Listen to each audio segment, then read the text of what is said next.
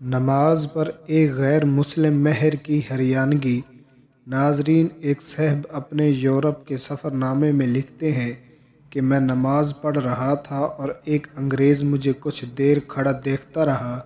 جب میں نماز سے فارغ ہوا تو مجھے کہنے لگا کہ یہ ورزش کرنے کا طریقہ تم نے میری کتاب سے سیکھا ہے، کیونکہ میں نے بھی اسی طریقے سے ورزش کرنے کا طریقہ بتایا ہے۔ جو شخص اس طریقے سے ورزش کرے گا وہ کبھی بھی تحویل پیچیدہ اور سنسی خیز امراض میں مبتلا نہ ہوگا۔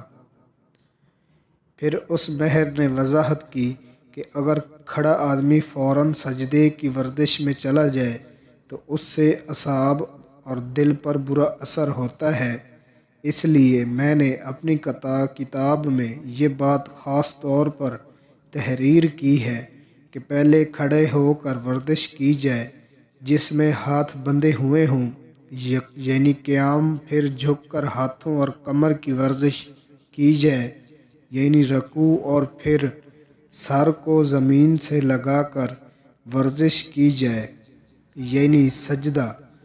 یہ ورزش صرف ماہرین ہی کرا سکتے ہیں۔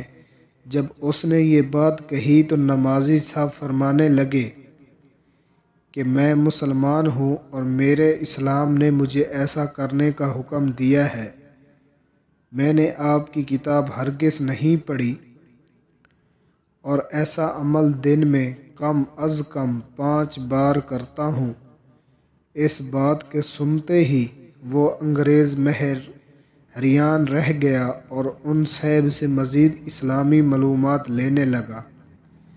تو ناظرین، یہ ہے وہ عبادت جس کے بارے میں اللہ کے نبی سے 1400 سال پہلے بار بار کہہ کر گئے تھے کہ میری امت نماز نہ چھوڑنا، نماز نہ چھوڑنا۔